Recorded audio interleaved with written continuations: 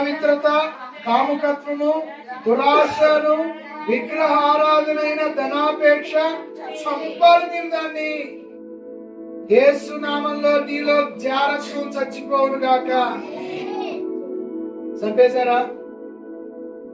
ఒకవేళ దెలీలా వెంటబడ్డా, పోతిఫర్ భార్య వెంటబడ్డా, హల్లెలూయా, ఊరియా భార్య బత్షెబా వెంటబడ్డా లోబడతారా? చంపేశారా? హల్లెలూయా.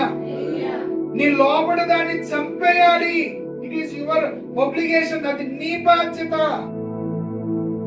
దేవుడు నూతన సృష్టిగా నిన్ను చేశాడు. బయట సృష్టి అలాగే ఉంది. నీ లోపల నుంచి నూతన సృష్టిగా నువ్వు చూడాలి. వాక్యంలో ఏ జీవితం దేవుడిచ్చాడో అది నీ కళ్ళతో చూడాలి. నీ కళ్ళ ముందుకు రాదు. రప్పించు ప్రభుని ప్రార్థించటం కాదు. లోపల నువ్వేంటో ఎరిగి బయట నువ్వు మాట్లాడాలి.